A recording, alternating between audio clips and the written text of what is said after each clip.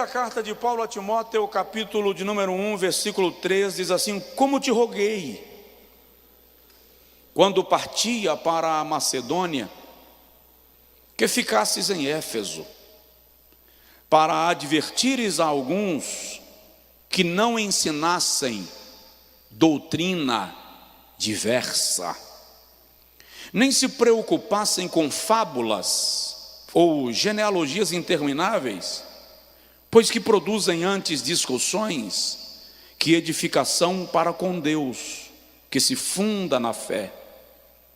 Mas o fim desta admoestação é o amor, que procede de um coração puro, de uma boa consciência e de uma fé não fingida, das quais coisas alguns se desviaram e se entregaram a vãs contendas. Algumas versões dizem discursos vãos, discursos sem fundamentos, querendo ser doutores da lei, embora não entendam nem o que dizem, nem o que com tanta confiança afirmam. Diz amém? Eu gosto de Paulo quando ele resolve dar umas pancadas. Nesse texto aqui ele bate com força. Diga comigo: Senhor, fala comigo e me ensina, em nome de Jesus. Amém. Pode sentar, amado. Amados, Paulo, o apóstolo aos gentios, eu disse aqui terça-feira passada, e li o texto, está saindo de Éfeso para a Macedônia, ou da região de Éfeso para a Macedônia. Preocupado com o futuro da igreja no que tange à sua pureza doutrinária, o apóstolo toma duas atitudes básicas e fundamentais. Primeiro, ele envia Tito para a ilha de Creta. E Paulo diz a Tito: por esta causa te coloquei em Creta, para que coloques em boa ordem as coisas que aí existem. Então Paulo envia Tito para Creta, Epístola de Tito, capítulo 1, versículo 5, Epístola de Paulo a Tito, capítulo 1, versículo 5, a fim de que Tito organizasse a igreja que estava naquela região. Ao mesmo tempo ele chama Timóteo e estabelece Timóteo como pastor da igreja em Éfeso e região. Então Paulo reúne toda a liderança da igreja de Éfeso, Atos capítulo 20, versículo 28 a 31, e diz assim: olhai por vós, ou olhai por vós mesmos, e pelo rebanho sobre o qual Deus vos constituiu bispos, para apacentardes as ovelhas que ele adquiriu com o seu próprio sangue. Por quê? Porque eu sei que depois da minha partida entrarão no meio de vós dois tipos de usurpadores da sã doutrina. Primeiro tipo, lobos cruéis, que não pouparão o rebanho. Segundo tipo, homens perversos, que surgirão dentre vós mesmos, querendo atrair discípulos após si. Paulo então diz: vigiai. Ele está falando para a liderança da igreja. E não vos esqueçais que por 3 anos e meio vos admoestei com lágrimas, de dia e de noite, individualmente, a cada um de vós. A grande preocupação do apóstolo era que a igreja não perdesse a sua referência doutrinária, a sua fundamentação na palavra de Deus. Já na prisão, porque há quem diga que aquela viagem de Paulo teria sido a sua terceira e última, já na prisão Paulo escreve 2 cartas a Timóteo. São cartas clássicas, doutrinárias, de orientação pastoral. E o apóstolo trata com Timóteo desde o cuidado que ele deveria ter consigo mesmo enquanto homem de Deus. Cuida de ti mesmo e da sã doutrina, ele diz a Timóteo isso.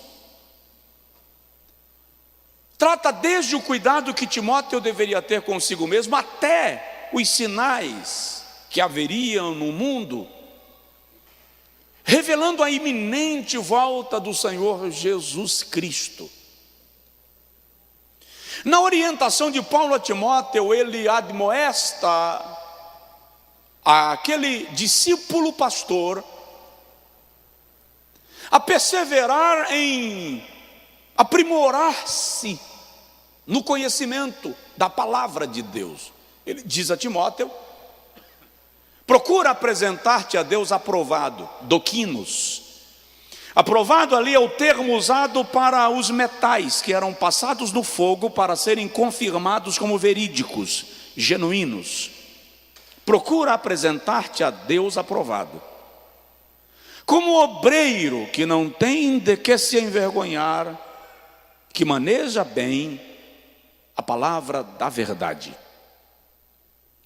Paulo fala da palavra como de um instrumento, um equipamento, uma ferramenta, uma arma, uma espada, que precisa ser bem manejada para que o objetivo seja alcançado.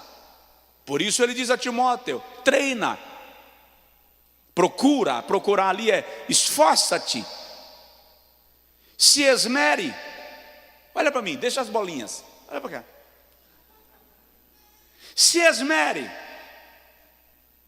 Se cair, caiu. Bora lá, vamos receber aqui. Se esmere, esforce-se, dê o melhor de si, para apresentar-te a Deus aprovado. E quando ele abre esta carta, a primeira carta, ele começa alertando a Timóteo, seu filho na fé, seu discípulo, sobre os falsos mestres que já estavam invadindo o seio da igreja, sobretudo na região de Éfeso, considerando que Éfeso é um centro idólatra, é um centro filosófico, é um centro econômico e uma das principais cidades do mundo antigo. Então Paulo cuidadosamente orienta a Timóteo sobre estes invasores do ambiente da igreja, que ensinam aquilo que ele chama de doutrina diversa. E é interessante que ele, na admoestação que diz ou que dá a Timóteo, menciona que esses falsos mestres que ensinam doutrinas diversas se ocupam de fábulas densas e genealogias extensas para reduzir a capacidade de raciocínio de quem lhe ouve. Mas diz Paulo, no final das contas, essas discussões nada trazem de edificação para com Deus, não se fundamenta na fé. No versículo de número 5, 6, ele diz que o fim de toda esta admoestação é o amor. E muitos se desviaram desta admoestação, declarando-se doutores da lei, conhecedores da verdade, donos da verdade. Aí Paulo diz: os tais não sabem nem o que dizem, nem o que afirmam com tanta confiança. É um cuidado que ele está tendo de que a igreja precisa estar atenta àquelas, coloque entre aspas, tá? Verdades tão convictas, mas que não se fundamentam na fé. Se fundamentam em fábulas, experiências próprias, visões pessoais, axiologias, pensamentos próprios, interpretação bíblica de acordo com aquilo que eu acredito, sem seguir aquilo que de fato a Bíblia está esboçando e dizendo. E ele admoesta a Timóteo que se coloque na posição de defensor da pureza do Evangelho, defensor da pureza doutrinária, zeloso de um Evangelho puro e genuíno. O que eu quero compartilhar com os irmãos é dentro desta abordagem de Paulo, quando ele, nos versículos que se seguem, revela para nós que alguns desses falsos mestres fundamentavam os seus argumentos na lei mosaica, para convencer os seus ouvintes a atendê-los. E aí Paulo diz: a lei não é ruim, a lei é boa, se usada legitimamente, se aplicada de maneira legítima e direcionada para o fim ao qual ela foi proposta. Aí Paulo vem e diz a Timóteo, lembrando que apesar de a lei ser boa, olha bem para mim, o Evangelho é superior. O próprio Paulo se coloca numa condição de pecador, quando no versículo 17 ele diz: eu sou o pior dos pecadores. Fiel é esta palavra e digna de toda aceitação. Jesus Cristo veio para salvar os pecadores, dos quais eu sou o principal, o pior deles.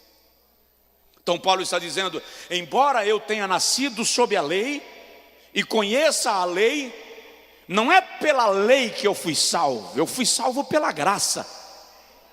Então ele está dizendo: não queiram impetrar a lei de volta no lugar do Evangelho, porque o Evangelho é mais amplo do que a lei. Sabe quando Neemias, Esdras estão inaugurando o templo de Jerusalém e Deus levanta o profeta Ageu e diz assim: a glória,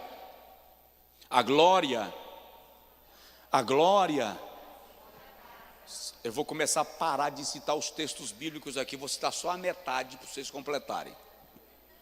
É porque quando um pregador de fora chega e faz isso e vocês não sabem, fica feio demais para o pastor. Vamos lá, a glória da segunda casa será maior que a glória da primeira.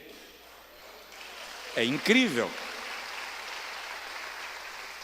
É incrível como esse texto é mal aplicado e aplicado de forma conveniente para atender a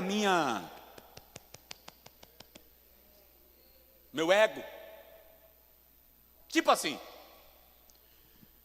vou mudar de igreja, estou chateado com o pastor, vou mudar de igreja e a Bíblia diz que a glória da segunda casa será maior do que a glória da primeira. Estou revoltado com meu marido, estou revoltado com minha mulher, estou partindo no meio do mundo, não quero mais. E a Bíblia diz que a glória da segunda casa será maior que a glória da primeira. Não faz isso não. Faz isso não. Não abusa da minha capacidade de raciocínio. Literalmente aquela profecia estava dizendo que a glória daquela segunda casa, a que estava sendo construída, a mensagem é direta e específica para aquilo, seria maior do que o grande templo de Salomão, apesar de todo o seu luxo. Naquele segundo templo, uma nova fase, com o povo convertido, porque aprendeu a lição que o Senhor lhes dera no juízo do cativeiro, agora a glória do Senhor seria revelada. Mas se fizermos uma aplicação messiânica, está dizendo que a glória da graça é maior que a glória da lei, porque é mais ampla.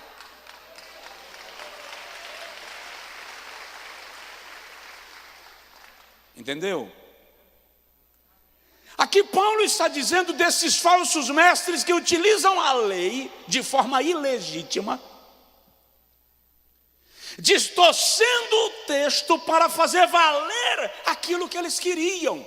Paulo diz a Timóteo: eu te coloquei como defensor da pureza do Evangelho, milita como bom soldado de Cristo Jesus, não perca tempo com os negócios desta vida, fica firme naquilo para o que você foi chamado, defender o Evangelho. A grande questão aqui é: quais são as características de um defensor da fé? Quais são os traços de um defensor da sã doutrina? Vamos lá, rapidinho, falar disso? Primeiro, conversão a Cristo. Você não pode defender aquilo que não agiu na sua própria vida. Como defender o evangelho que não operou em você? Como defender a sã doutrina se ela não é ornamento da minha vida? Estamos falando dos fundamentos do evangelho. Aos Romanos, no capítulo de número 14, versículo 7, versículo 8, deixa eu falar mais devagar aqui. Romanos capítulo 14, versículo 7, versículo 8, Paulo diz assim: se vivemos, para o Senhor vivemos. Se morremos, para o Senhor morremos. Quer vivamos, quer morramos, para o Senhor vivemos ou morremos, porque somos do Senhor. O que ele está dizendo é que a partir do momento que eu sou convertido a Cristo, não importa se eu vivi ou se eu morri, tudo isso é para Deus, é para a glória de Deus. Um indivíduo que se converteu a Cristo, presta atenção, não vive mais para si, nem morre mais para si. O grande problema desse evangelicalismo que nós vivemos hoje é a ideia de um evangelho que é inclinado a atender às minhas necessidades, os meus caprichos, e não o inverso. E eu e você precisamos entender que o céu não está inclinado a nos atender porque nos deve alguma coisa. Nós é quem devemos estar inclinados a atender o céu, porque toda boa dádiva e todo dom perfeito vem do céu, descendo do Pai das luzes. Então entenda uma coisa: o céu não te deve nada, Deus não te deve nada, a graça não te deve nada. Tudo aquilo que Ele nos dá não é para pagamento de dívida, é porque a misericórdia do Senhor é abundante e Ele nos alcança. Então, um defensor do evangelho é convertido a Cristo. Olha o que Paulo diz no versículo de número 12 dessa primeira epístola. Ele diz assim: dou graças àquele que me fortaleceu em Cristo Jesus nosso Senhor, porque me julgou fiel, pondo-me no ministério. Olha a segunda carta, capítulo de número 1, versículo 12: por esta razão sofro também estas coisas, mas não me envergonho, porque eu sei em quem tenho crido. Eu sei onde a minha fé está depositada. Eu conheço Deus a quem eu sirvo, eu me converti a Ele e convivo com Ele. Lembra de Jó? Fala sério. Você lembra quando Deus diz a Satanás assim: vistes o meu servo Jó? Homem íntegro, temente a mim e que se desvia do mal. Presta atenção, íntegro ali não é de integridade. Íntegro ali é de integralidade, homem completo. Não é que Jó não era íntegro, de integridade, é que lá na frente o Senhor diz homem íntegro e reto. Se o Senhor falar íntegro e reto, há uma redundância, porque retidão é integridade. Então o Senhor está dizendo que Jó é um homem integral, íntegro e se desvia do mal. O que é integral? Completo. Tudo na sua vida funciona bem e está harmonizado, sincronizado e perfeito. Não há nada a colocar em ordem. Depois de tudo isso, ele é íntegro, honesto, cuidadoso, zeloso e se desvia do mal. Quem faz essa apresentação de Jó? Deus. Alguém aqui levantaria a mão se eu lhe perguntar quem é mais crente do que Jó? Ninguém ousaria levantar a mão e dizer eu sou mais crente do que Jó. Ninguém faria isso. No entanto, lá no capítulo 42, versículo 5, ele diz assim: Senhor, eu te conhecia de ouvir falar, agora os meus olhos te contemplam. Quanta gente está na igreja e é íntegra, reta, mas não é por conhecimento de Deus, É por cultura, caráter, tradição, capricho, mas não é para Deus. O chamamento aqui de viver para Deus ou morrer para Deus é entender que tudo em nós, integralidade, integridade, desviar-se do mal, tudo isso não pode ser apenas resultado de caráter, de religião, de capricho ou de regras. Tudo isso tem que ser em função de Deus, para agradar a Deus, para louvar a Deus, porque isso é conversão. Então é possível o cara estar dentro da igreja e não conhecer a Deus e não estar fazendo nada para Deus, apenas para si. Para que alguém olhe e aplauda, para que alguém olhe e reconheça, para que alguém olhe e valorize, mas Deus não está sendo glorificado. É ruim ser assim? Não, mas dá para ser melhor, dá para ser tudo isso para Deus, dá para ser tudo isso para o louvor de Deus. Isso é conversão, mudar. Converter é viver um processo de mudança, de transformação. Alguém que é defensor da fé precisa experimentar o produto do evangelho que ele prega. O resultado do evangelho que ele anuncia precisa ser convertido. Precisa viver dia após dia um processo de experiência de melhoramento, de transformação, de aperfeiçoamento em Cristo Jesus. E tem que viver o processo da lagarta, que se torna borboleta. Conversão não é, lá vai, não é aquele negócio de vir na igreja no dia da empolgação, levantar a mão, virou crente, mas quando o carnaval estiver perto, estão liberando tudo aí, tá? E não estão liberando tudo porque está tudo resolvido, é porque precisam justificar a realização do carnaval ano que vem. Então, para justificar a realização do carnaval ano que vem, está soltando tudo, soltando a regra. Bora lá. E tem crente que quando chegar perto do carnaval, a conversão dele, pastor, o senhor vai ter que me entender que, o senhor sabe, né, pastor, eu fiquei o ano inteiro preso dentro de casa. Que conversão banana de fim de feira é essa? Ou seja, a conversão é aquela que, a despeito de eu estar no templo ou em casa, na minha cidade ou em viagem, na frente das pessoas ou sozinho, o processo de transformação que o evangelho operou em mim é real, é genuíno e é para valer. Você me entendeu? Segunda marca de alguém que é defensor do evangelho, que defende a doutrina do evangelho, é o seu testemunho de vida. A minha vida precisa mostrar o evangelho escrito nos meus passos, porque a nossa vida é uma pregação. O nosso testemunho de vida, a maneira como resolvemos as nossas questões, é um testemunho de vida. Paulo, escrevendo aos Colossenses no capítulo 4, versículo 5, diz que nós devemos ter bom testemunho dos que são de fora, aproveitando bem cada oportunidade.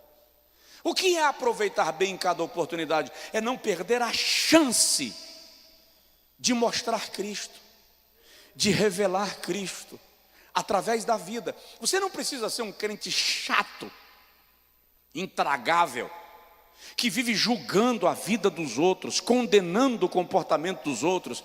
Você pode ser uma garça, caminhando sobre o pântano, sem sujar as penas.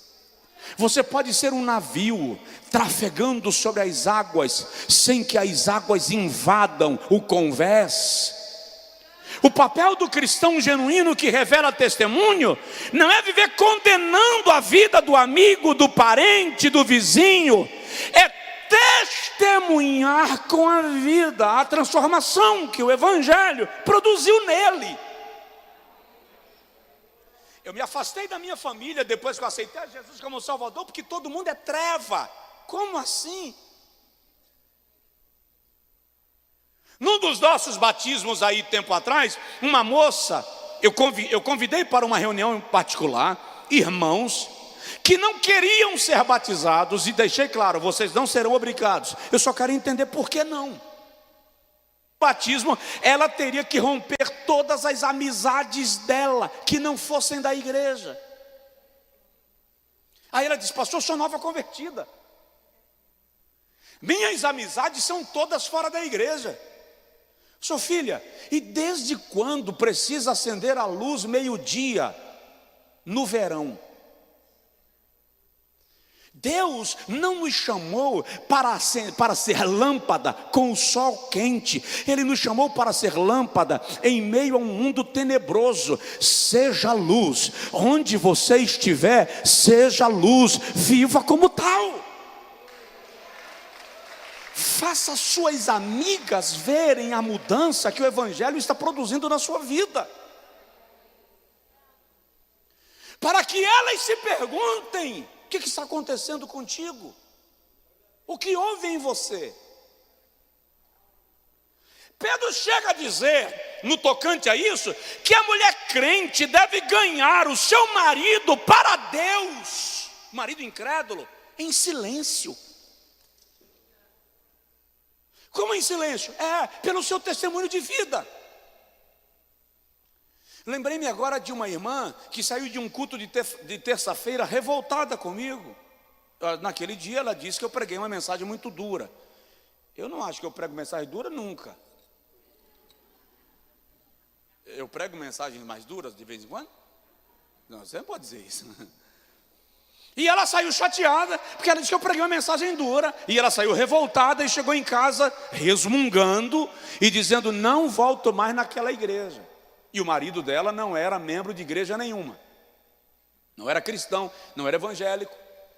E ela chegou em casa, ele estava dormindo, e ela foi para a cozinha, revoltada com o pastor, preparar um lanche para dormir. E na revolta começou a bater prato, bater panela, resmungando e acabando comigo. Como é que eu sei disso? Conto já. Daí a pouco ela disse que ela estava comendo e resmungando, e o marido chegou perto dela e falou assim: que foi, moleque? Tu vai para a igreja de volta pior do que saiu de casa? Ela disse: aquele pastor, ele está pensando que ele é quem? Para falar as coisas que ele me falou hoje. E é interessante que ela me contou depois, foi ela que me contou, como se eu tivesse botado o dedo na cara dela e dito alguns desaforos. Ela estava lá recebendo a palavra, como se eu estivesse falando diretamente com ela. E o marido perguntou assim: o que foi que o pastor disse? E ela começou a repetir. Aí ela disse que o marido levantou, deu um tapa na mesa assim: pois eu vou para esse culto terça-feira que vem, que eu quero conhecer esse pastor, que ele falou de tu exatamente o que você é. Aí na terça-feira seguinte ela veio para o culto, trouxe o marido, me pediu perdão por causa daquela postura dela e disse: pastor, é incrível como eu não estava vendo o que eu era, a palavra revelou, eu não admiti, e o meu marido foi lá e confirmou, porque o meu testemunho de vida é uma pregação. Paulo diz aos Coríntios, na primeira carta, capítulo 9, versículo 27, assim: por esta causa subjugo o meu corpo. Subjugar ali é esmurrar. Por esta causa eu esmurro o meu corpo e o reduzo à servidão, para que depois de pregar a muitos, eu mesmo não venha a ser condenado.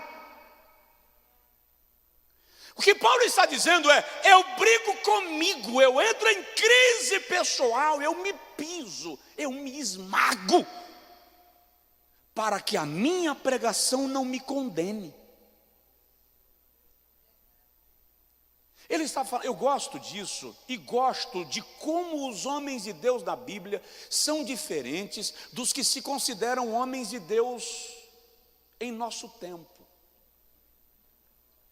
Porque o indivíduo, para se considerar homem de Deus no nosso tempo, ele precisa entrar numa redoma, se cercar de uma áurea que existe igual à linha do Equador, Só existe na cabeça dele.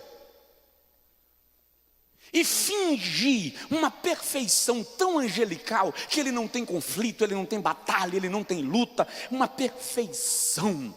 Paulo não. Paulo não sente necessidade de fingir que é anjo. Ele diz: eu esmurro o meu corpo, eu me atropelo, eu passo por cima de mim. O bem que quero fazer não faço, o mal que não quero fazer se faço.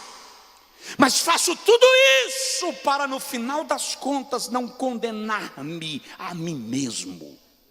Ele admite uma batalha pessoal, ele admite uma batalha interior, mas ele admite uma decisão de viver para Cristo, de honrar a Cristo, de glorificar a Cristo, porque essa é a vida daquele que defende o evangelho da fé. Provoca seu vizinho e diz para ele assim: você não é perfeito, mas a sua decisão, fala com ele, mas a sua decisão é irrevogável. Vou repetir, fala com ele: você não é perfeito, mas a sua decisão é irrevogável. Depois que você entrega a sua vida a Jesus, presta atenção, quebrou a marcha ré. Não dá para voltar atrás. Se você recuar, diz o Senhor, a minha alma não terá prazer nele. O justo viverá da fé, e se ele recuar, a minha alma não terá prazer nele. Provoca de novo o vizinho, fala com ele assim: não dá para desistir. Fala de novo: não dá para desistir. Fala com ele: você foi selado.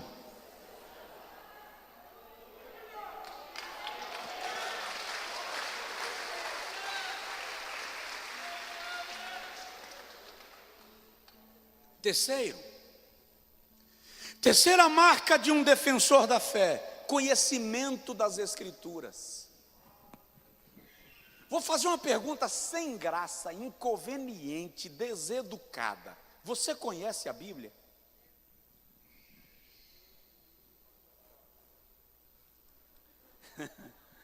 Eu não estou falando de conhecer tudo, porque o poço é fundo, a corda é curta e o balde é pequeno. Eu já disse para os irmãos aqui que quando eu comecei a pregar, e eu estava fazendo as contas esses dias, se vocês contarem para alguém, vai dar processo. Eu estava fazendo as contas esses dias do meu tempo de ministério, e eu pensei que ia fazer 30 anos. E na verdade eu estou caminhando para 32 anos.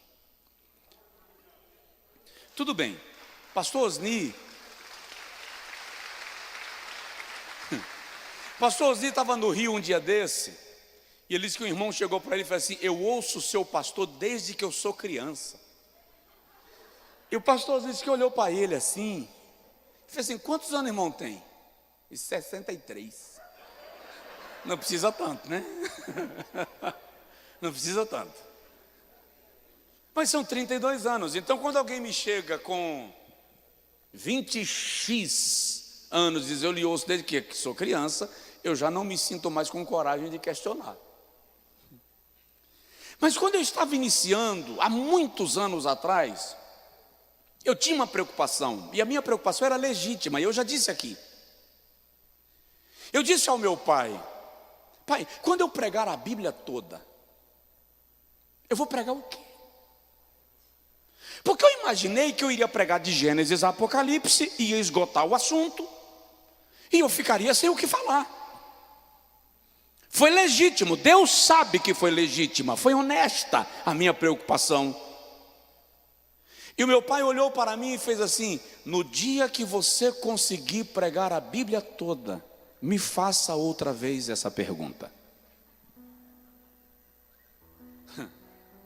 Irmão,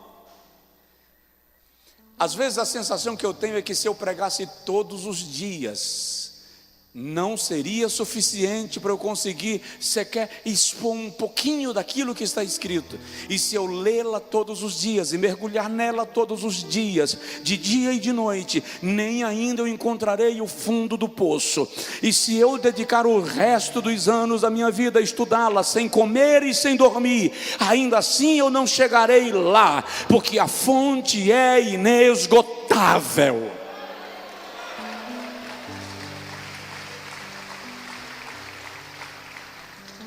é preciso conhecer a Bíblia para defender a fé. É triste observar que boa parte dos crentes não sabem nada das Sagradas Escrituras. E o pior é perceber que muitos não querem saber. Eu ouvi um dia um pastor dizendo que ele não tem paciência para ler a Bíblia, porque logo os pés dele adormecem. Eu ouvi um outro dia um outro dizendo: para que tanta leitura depois de tantas formações que eu tenho? Falando da Bíblia. Salmo 119, versículo 11: escondi a tua palavra no meu coração, para eu não pecar contra ti. Satanás vem tentar a Jesus em Mateus capítulo 4. E cada lance de tentação que ele lança contra Jesus, a resposta de Jesus Cristo é: está escrito. Está escrito. Se tu és o Filho de Deus, transforma a pedra em pão. Está escrito: nem só de pão viverá o homem. Se tu és o Filho de Deus, salta do pináculo do templo abaixo, porque o Salmo 91 diz que os anjos receberão ordem para te guardar e você não tropeçar em nenhuma pedra. Jesus diz: está escrito. Tá, então eu te darei todos os reinos do mundo e a glória deles, se você me adorar prostrado só um pouquinho. E Jesus diz: também está escrito. Toda resposta que sai da sua boca está fundamentada naquilo que está escrito. Eu já citei esse texto, vou repeti-lo. Paulo diz a Timóteo, segunda carta, capítulo de número 2, versículo 15: procura apresentar-te a Deus aprovado, como obreiro que não tem de que se envergonhar, que maneja bem a palavra da verdade. Não é conhecer a Bíblia para ficar entrando em discussões idiotas. Não é conhecer a Bíblia para ficar provocando a inteligência alheia e mostrar que sabe mais. Não. Não é conhecer a Bíblia para desfazer a fé do outro. É conhecer a Bíblia para que ela te blinde, para que ela te proteja, para que ela te imunize das falsas doutrinas, e na oportunidade que você tiver, anunciar a Cristo com sabedoria e com inteligência. Olha o que Paulo diz a Timóteo na segunda carta, capítulo 3, versículo 14: desde a infância sabes as sagradas letras, que podem fazer-te sábio e entendido. Toda a escritura é divinamente inspirada, segundo Timóteo 3, 14 a 17. Toda a escritura é divinamente inspirada e proveitosa para instruir, para redarguir e para corrigir em justiça, a fim de que o homem de Deus seja perfeitamente preparado e aperfeiçoado para toda boa obra. Como defender o Evangelho? Como ser defensor da fé, se eu não sento para ler a palavra?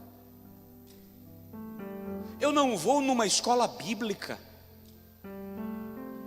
eu não vou num culto de ensino. Eu gosto mesmo, falei errado não, foi a propósito. Eu gosto mesmo é do mover. Eu gosto mesmo é quando o fogo pega. Ô vaso, ô varoa, se o fogo pegar e não for pela palavra, querida, é de palha. Se o mover vier e não for pela palavra, não é de Deus. Se a unção vier e não for pela palavra, não é do Espírito Santo. Se o avivamento vier e não for pela palavra, é apenas euforia de fim de culto.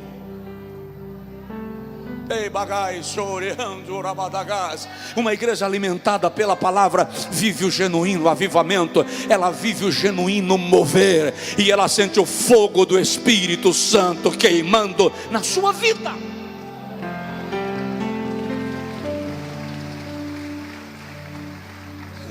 Alguém já disse que eu não sou pentecostal, que eu sou um tradicional perdido no meio dos pentecostais. Eu sou pentecostal. Agora, eu não creio no movimento do Espírito se ele não está sendo movido pela palavra, não é do Espírito. Então, conheça a Bíblia, leia a Bíblia. Já vou terminar. Quarto lugar, vamos lá, eu preciso dizer algumas coisitas. Quarto traço de um defensor da fé: não vende o Evangelho, não mercantiliza a fé. Um defensor do Evangelho não trata o Evangelho como se ele fosse um produto.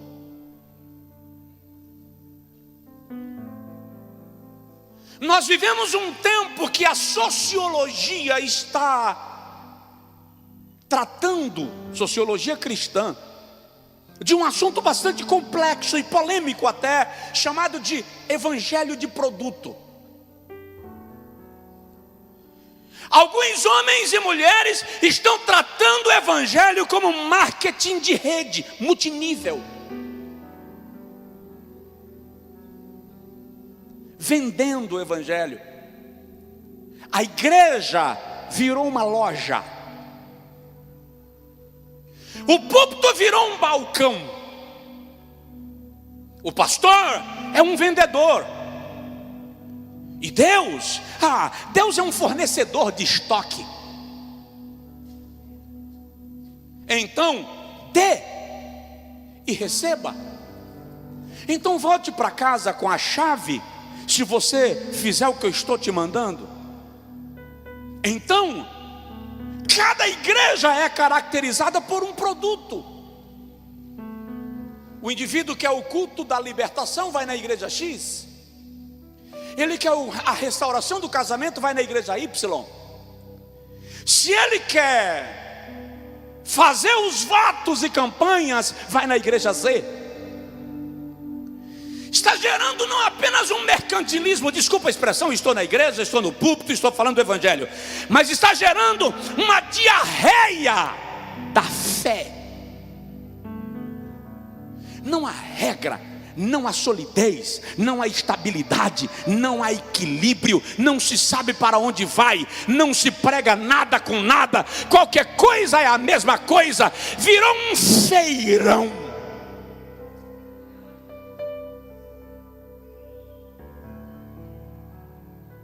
Temos pessoas sem identidade doutrinária, não sabem o que são, não sabem para que vão na igreja, nem para onde vão na eternidade. A Bíblia é um livro de amuleto. A igreja é o lugar onde eu vou quando a coisa aperta e eu preciso de uma oração. O pastor é uma figura que eu peço para colocar a mão na minha cabeça quando eu estou debaixo de uma opressão violenta. Nada mais do que isso. Está errado. A minha aliança com Cristo inclui obedecer os seus ensinos, fazer parte do seu corpo, reconhecer que o templo é um lugar separado para adoração, mas a igreja é um organismo. A Bíblia é uma constituição. Eu não devo ir à igreja apenas quando a coisa vai mal. Eu estou lá porque eu pertenço pertenço àquele lugar, porque eu me sinto parte de um corpo. Eu não cultuo porque eu quero algo de Deus em troca, eu cultuo porque reconheço que Ele é merecedor. Eu não oferto para comprar uma bênção, porque Deus não vende bênçãos, tudo é resultado de misericórdia. Eu oferto porque reconheço que toda boa dádiva e todo dom perfeito vem do céu.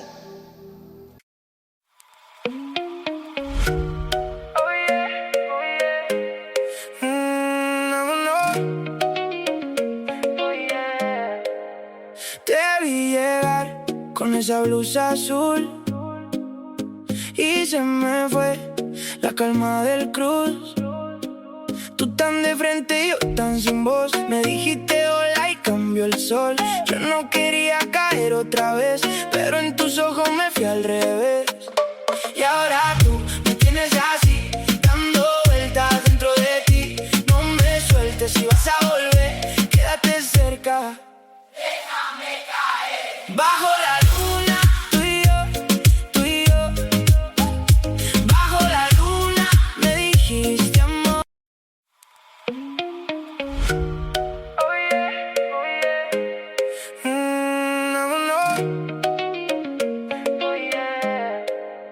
Te vi llegar con esa blusa azul y se me fue la calma del cruz. Tú tan de frente y yo tan sin voz. Me dijiste hola y cambió el sol. Yo no quería caer otra vez, pero en tus ojos me fui al revés. Y ahora tú me tienes así, dando vueltas dentro de ti. No me sueltes si vas a volver, quédate cerca. Déjame caer. Bajo la luna, tú y yo. Bajo la luna me dijiste amor.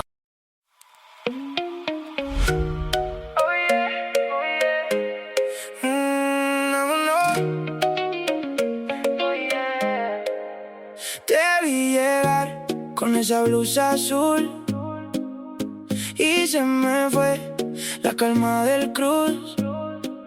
Tú tan de frente y yo tan sin voz. Me dijiste hola y cambió el sol. Yo no quería caer otra vez, pero en tus ojos me fui al revés.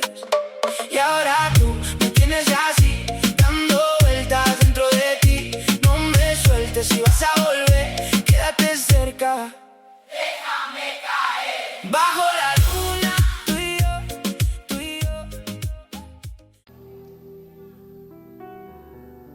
Precisamos nos libertar dessa coisa que está sendo anunciada, chamando-se de evangelho. E já vou terminar.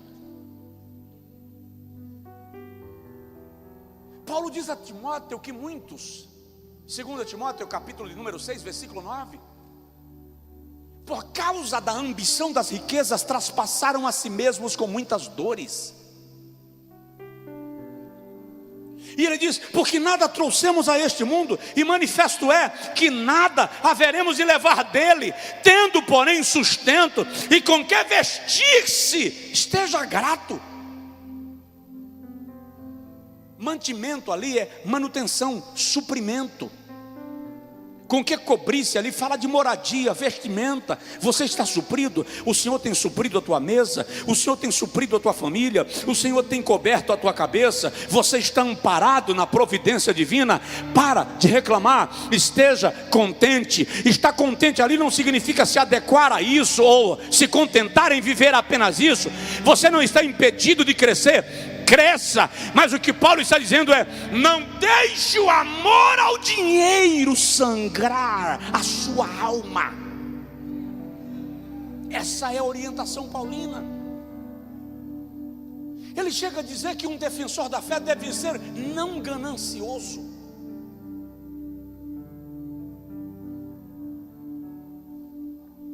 Não creio no evangelho da prosperidade, que só prospera quem prega.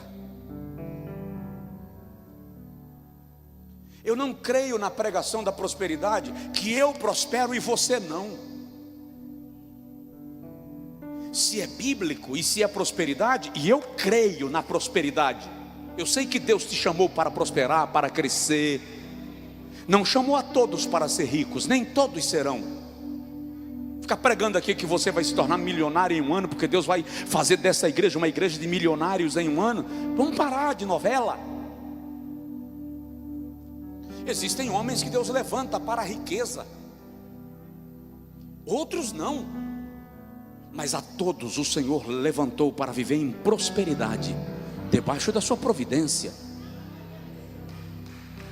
Todos prosperarão. Você vai prosperar na medida que o Senhor reservou para a sua vida. Você vai prosperar.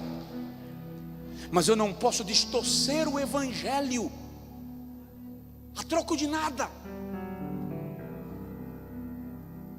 Mesmo porque eu disse aqui semana passada, vou responder diante de Deus pelo que estou pregando aqui. Agora olha nos meus olhos. Eu creio que Deus tem prosperidade para o seu povo? Creio. Existem princípios que regem esta prosperidade? Existem. Mas vamos aprender com as sagradas escrituras o segredo para alcançar aquilo que o Senhor reservou para a nossa vida. Penúltimo lugar, um defensor do evangelho é manso. Não confunda mansidão com covardia. Não confunda mansidão com frouxidão. Outro dia eu olhei para o meu filho e fez assim, eu perguntei para ele assim: eu tenho cara de besta? Ele disse: tem. Mas é só a cara, tá? Porque de vez em quando tem gente que pensa que essa tranquilidade que eu pareço ter é idiotice.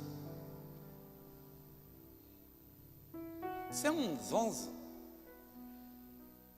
É não, irmão. Isso aqui é oração todo dia de manhã. Todo dia de manhã eu digo assim: Jesus, dá-me vitória sobre mim mesmo. Jesus, me doma. Não deixa eu responder como eu quero, não deixa eu fazer como eu quero, porque eu sei que todo dia vai haver um desafio.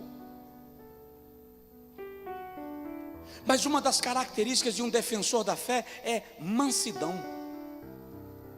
Gálatas capítulo 6, versículo 1 diz assim: irmãos, se um homem chegar a ser surpreendido em algum delito, vós que sois espirituais, corrigiu tal com espírito de mansidão. Para corrigir não precisa gritar, não precisa ficar valente, não precisa desrespeitar, não precisa atropelar, não precisa ser na frente dos outros. Eu disse outro dia numa reunião de obreiros, eu não dou bronca num homem na frente da mulher dele, na frente dos filhos dele. E de vez em quando eu preciso falar mais sério com alguém. Mansidão é ter domínio da situação em si mesmo. O indivíduo que enfrentou a Faraó foi chamado de o homem mais manso da terra. Aquele que enfrentou a morte, o inferno e seus demônios, aquele que enfrentou o sinédrio e o império romano, disse: aprendei de mim, que sou manso e humilde de coração. Eu estava atravessando a rua um dia, uma dessas avenidas. Quando eu vou atravessando, a motorista que estava parada soltou um palavrão do tamanho do carro. Foi tão alto que eu olhei. Quando eu olhei, ela fez assim: pastor Josué?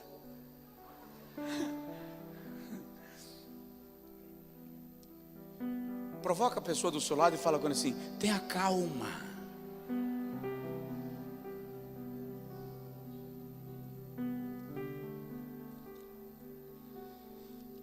Seja manso, porque existem situações na vida para as quais você não terá o poder de revidar no chute.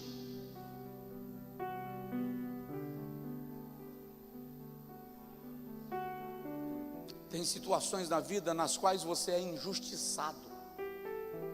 Vou parar. E você sabe que está sendo injustiçado. E vai precisar agir com mansidão.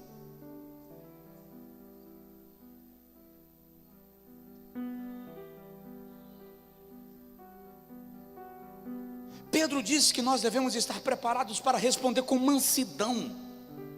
Capítulo 3, versículo 15 da primeira carta. Quando fomos arguidos sobre a razão da fé que há em nós.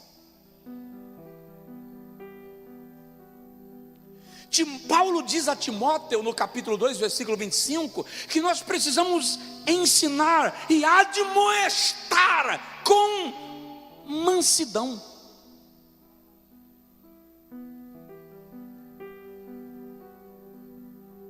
Por que a gente pensa que autoridade e rispidez é a mesma coisa? Por que a gente pensa que nós estamos exercendo autoridade quando tratamos o filho no tapa?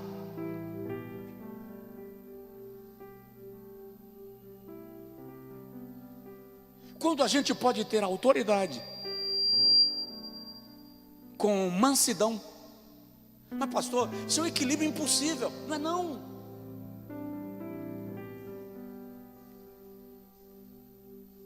Pede para o Senhor controlar essa natureza brava.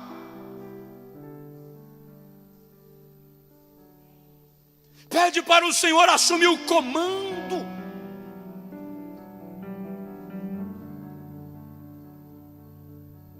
Aprendei de mim que sou manso e humilde. Fala com a pessoa do seu lado assim: a matrícula está aberta.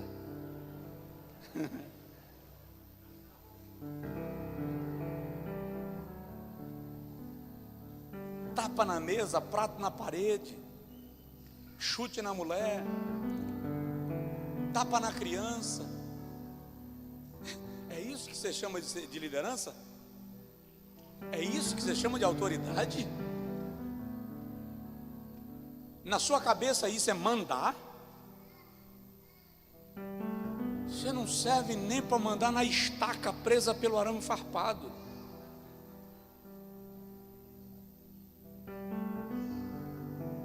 Pede ao Senhor: Senhor, me doma, me domina. Deus não vai violar a sua natureza e a sua personalidade. Ele não violou a minha. Eu me conheço. Eu me conheço. Não me trata como idiota. Ele não violou minha natureza e a minha personalidade.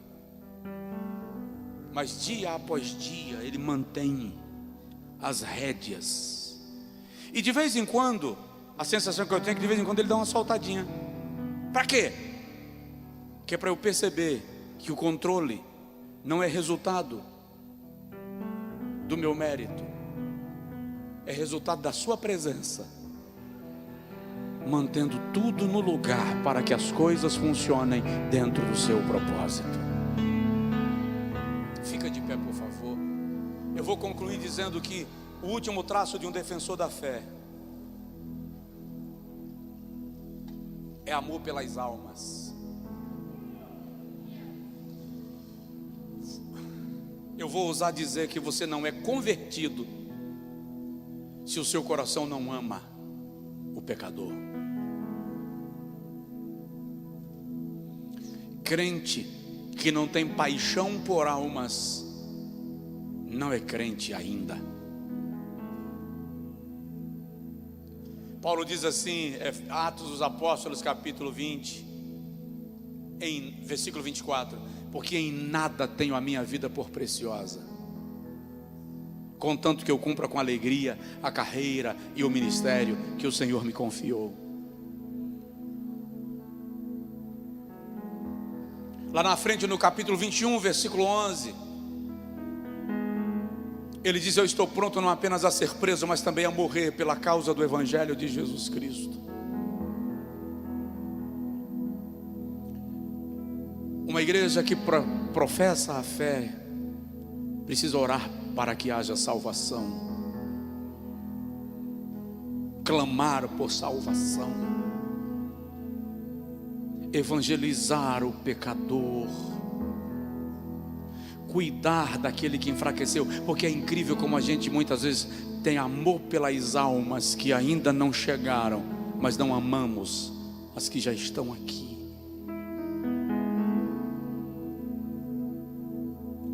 Lembro do dia que um obreiro chegou para mim contando uma vantagem poderosa. E ele disse: com 30 dias de congregação já excluí 20.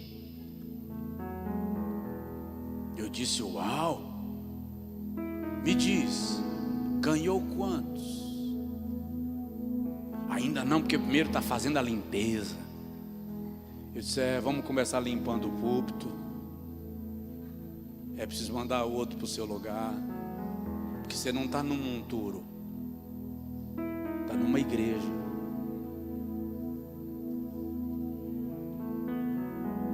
Amor pelas almas. Estenda a mão ao que caiu, ofereça as costas ao que enfraqueceu, ofereça o remédio que cura a ferida daquele que foi atingido. Ser sacerdote e levita com um coração religioso não tem utilidade nenhuma para o ferido da estrada. É melhor ser samaritano, saber descer do animal e oferecer azeite para limpar a ferida e levar para o hospital. Porque o que almas feridas precisam é de cura, é de cuidado. E perto de você pode haver alguém que está precisando dessa cura, e o Senhor te deu o remédio.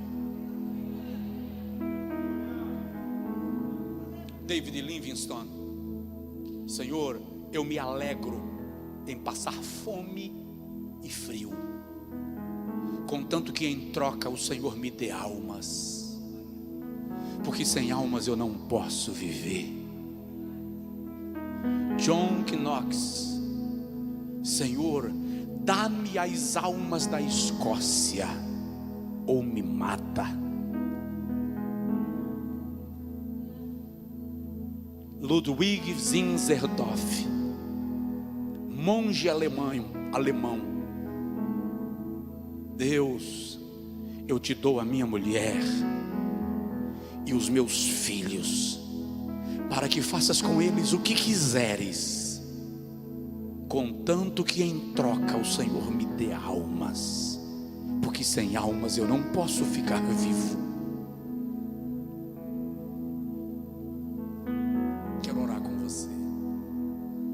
Diga comigo: Senhor, eu quero amor pelas almas. Pai, essa é a tua palavra, e eu peço que esta palavra penetre em nosso coração, que esta noite seja uma noite de incômodo em nosso espírito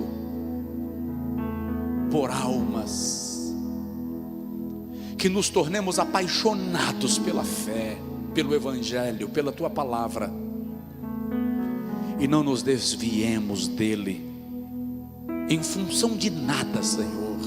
E se tropeçarmos, que o nosso coração esteja tão firmado no Senhor, que fora do caminho não seja estabelecida a nossa trajetória, mas sejamos trazidos para o lugar que o Senhor estabeleceu para a nossa caminhada em Cristo. Nós te clamamos assim, no nome de Jesus.